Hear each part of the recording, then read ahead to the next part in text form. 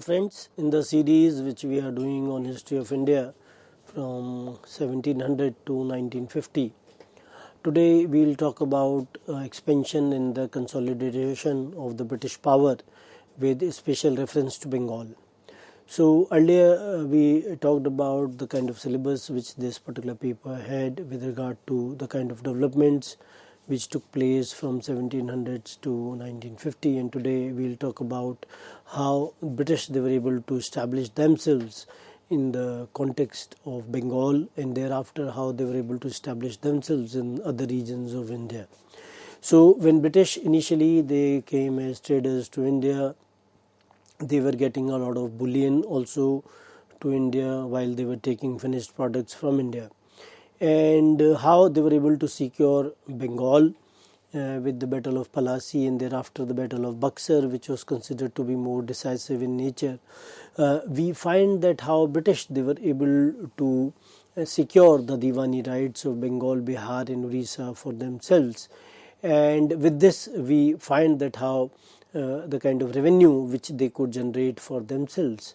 So they were not getting any kind of bullion to India, and with their own revenue which they were getting from India, they were making some sort of investments. They were purchasing goods from India and then they were taking them to Britain. So in the long run, we find that how the establishment of the British rule in Bengal, which was a huge province of those times, Bengal, Bihar and Orissa, all of them they had it was one province, and because of the rich nature of the kind of money which was flowing in, we find that British they were able to in a way expand and consolidate their position in India. With regard to the bibliography or references, one can see Shekhar Bandyopadhyay's From Palasi to Partition, History of Modern India, B.L. Grover and S. Grover, A New Look at Modern Indian History, and NCERT and IGNOU material.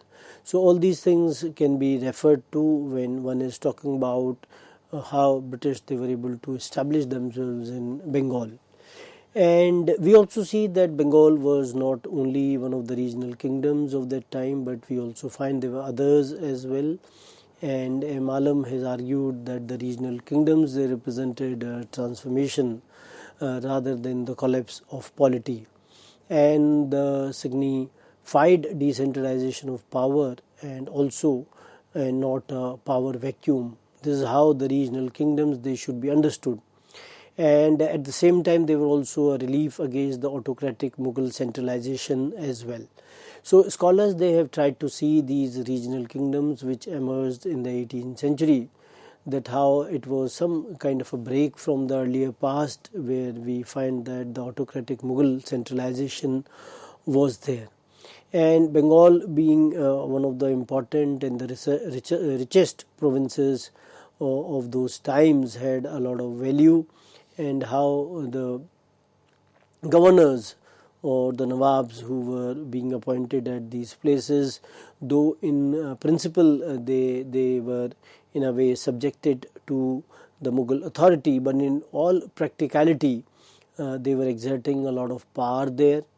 And we find that in many of these states, with Bengal, Hyderabad, Awadh, we find that Nawab or Nizam they became important. And we also find that it was also a period when a number of rulers or groups like Marathas, Sikhs and Jats they also revolted against the Mughal state as well. And we see that few of the states which asserted their independence were either functioning as autonomous but dependent polities, like Rajput kingdoms and Mysore. So these were some of the things which are happening in the 18th century, and we find that how it was also a period that it was some sort of a turning point in the political landscape of the country. And we also see that how states were diverse in orientation and power base as well, and what united them was a broad conception of power sharing with the new social groups, and a political economy that was geared to greater commercialization and military contingencies. So regional states in that sense they were competing with each other for the resources, and the situation of endemic military conflict could be seen in these regions. And British, they also became some sort of a party in these states, where we find that how they were now competing with the British, because British now they wanted to extend their authority in these regions, and when they wanted to extend their authority, they also wanted to have all sorts of economic benefits for themselves. So in that sense, the British now they were in some kind of a conflict with these regional states. We also see that how one of the important concerns of those times was with regard to farming, and revenue farming was rampant in those times, and it was also seen or understood as a sign of weak centralized authority, and which also undermined the existing relations of power and the social balance as well. So historians, especially revisionist historians, they see it as an expression of monetization and innovative strategy that generated quick returns for ruling power, which it could use for military expansion. So we find that how the history in that sense has been viewed by the revisionist historians, and they were seeing revenue farming as some sort of an expression of monetization, that how money economy was becoming important. And they also see or suggest that it was innovative strategy as well, because they were getting money in terms of quick returns, and how this money was later utilized for military expansion, as we find that military needs were an important needs of those times. And when one is talking about 18th century, we also see that how the economy of these regions, especially the 18th century states in the political sense, when we talk about the political economy, so it was determined by the conditions of warfare and the tendency to share power with a closer circle of elite groups drawn from the local society. And we also see that there were a lot of linkages between the military spending and commerce as well, and scholars like Christopher Bailey, they talk about the presence of large military forces, how they stimulated the commercial activity and increased flow of coin and credit in the small centers as well. And in that sense, there was an appreciable increase in urban development. So when one is trying to understand the political economy of the 18th century, we find that warfare was an important concern of those times, and we find that the tendency to share power with a closer circle, again from those elite groups, was also an important concern. And when one was talking about the military spending, then how military spending was also linked with the commerce as well. And when one was talking about the military forces, that how they were connected to a lot of commercial activity as well. And because of the increased commercial activity, we find that more coins and credit in the small centers, they were more in circulation now.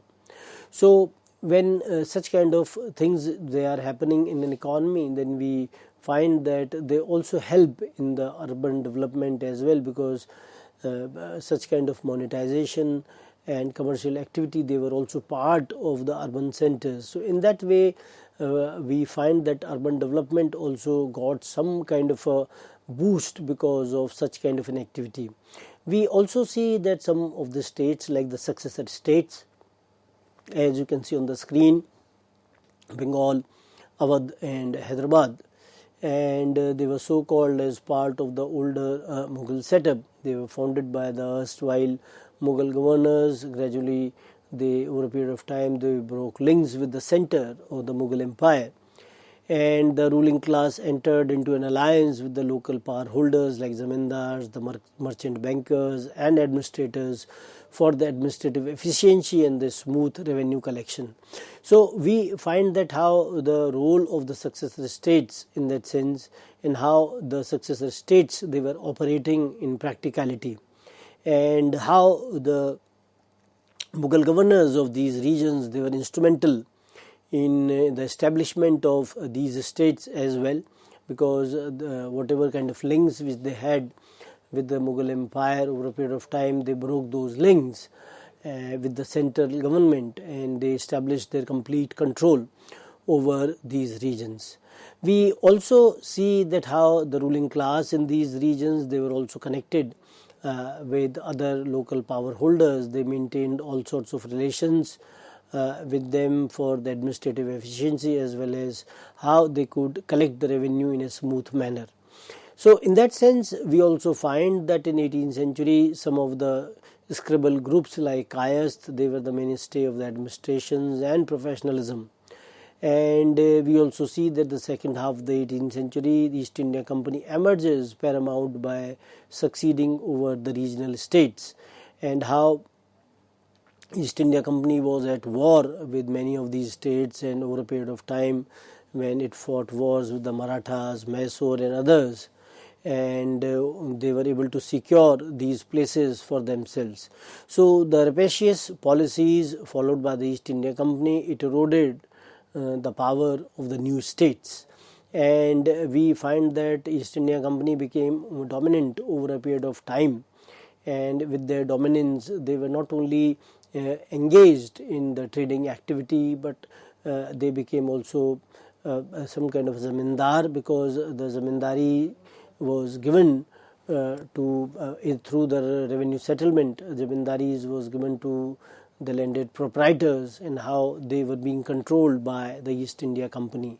So when one is talking about the East India Company and how East India Company was behaving in India, and we also see that how East India Company was mainly concerned with its own profits, and how it was able to establish itself over a period of time as well. Beginning from 1651, we find the first English factory in Bengal at Hooghly, and permission from Sultan Shuja was taken, and then Subedar of Bengal.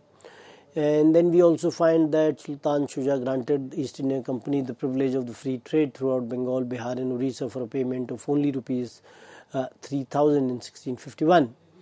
And in 1698, English obtained from Subedar Azimus Shan zamindari of the villages of Sutanati, Kolkata, Kalikata and Govindpur, the present site of Calcutta, on the payment of rupees 12,000.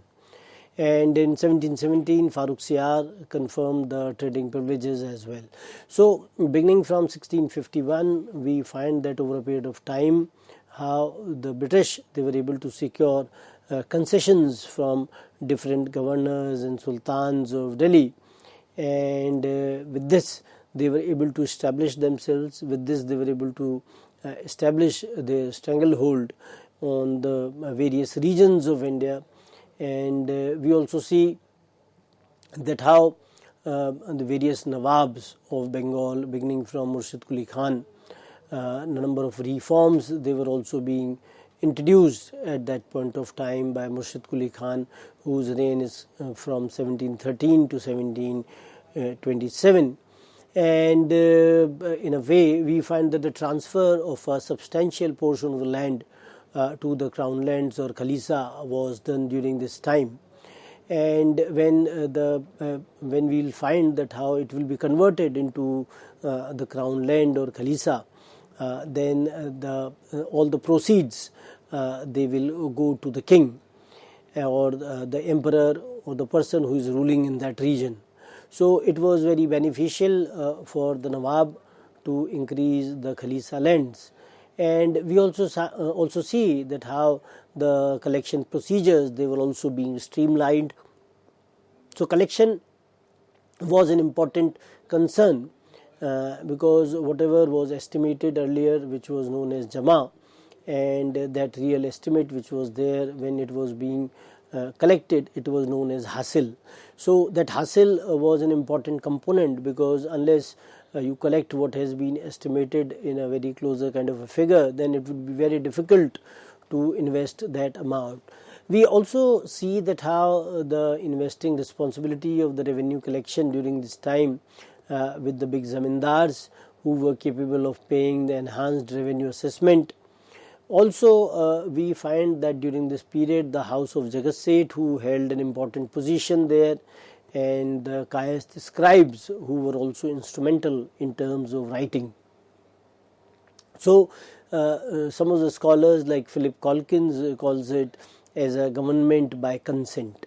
So scholars, they have also expressed their opinions with regard to what all was happening in Bengal of that time, and we also find that the later Nawabs of that particular period, they also had dispute with the East India Company or the English on number of issues, beginning from the different Nawabs, and how Ali Wardi Khan, for example, had problem with the British on two issues.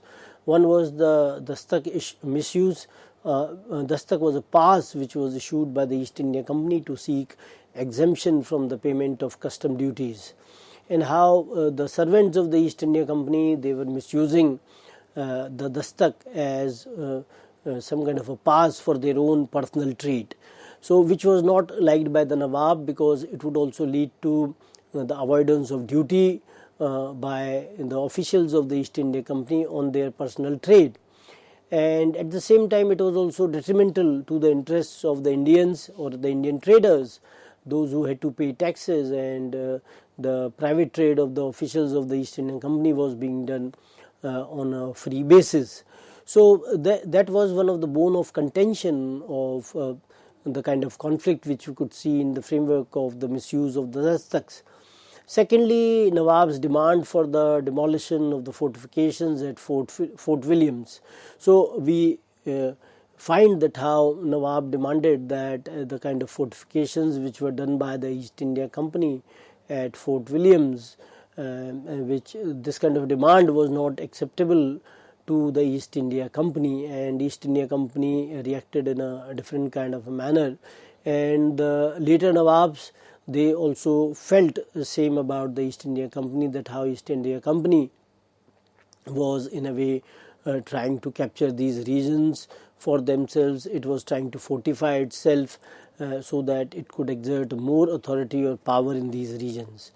And when sees the immediate background of the Battle of Palasi, which happened in 1757, and that was also the period when Siraj-ud-Dawla was the Nawab of this region, and how when we talk about the kind of conflict with the British, the fortifications of Fort Williams was one of the reasons, and how the English, they also supported Ghasiti Begum, who was one of the main important players in the Bengal court. And we also find that how British, they also provided asylum to the political offenders from Bengal as well, and how Nawab Siraj-ud-Dawla attacked on Fort Williams in June 1756, and how he captured Calcutta. So all this in a way annoyed the East India Company, and how Nawab placed Calcutta under the Manik Chand and returned to Murshidabad. So we find that the way East India Company was reacting to the kind of situations which were given by the Nawab, and Nawab was not happy with the East India Company, and East India Company in turn was also unhappy with Nawab. So such kind of a situation created problems in those times. It in a way compounded the friction which was there. And one of the issues which was there, the issue of the black hole, where we find that J.Z. Holwell, who was a survivor and author of this particular story of black hole, where he conveyed that there was a prison room at Calcutta. Out of the 146 white prisoners, those who were shut up in June 1957, only 23 survived the next morning. So the incident of black hole itself, is the authenticity of this particular incident is doubtful in nature, and it was also conveyed by some of the scholars that Nawab's subordinates might have locked up some of the prisoners, and it is quite possible that Nawab might not have been even aware of what actually was happening. And we find that how British, they used this particular episode as a propaganda device to malign the Nawab, and got the support of British public opinion for the war of aggression. So we find that how British, they very cleverly, they always use such kinds of propaganda machinery or devices to in a way malign the Indian rulers, and at the same time they were also able to secure all sorts of public opinion for the war of aggression which they had unleashed on India. So these kinds of aspects which we see in Bengal during this particular period, for example, also led to the kind of conflict which we could see between the British and Siraj-ud-Daulah.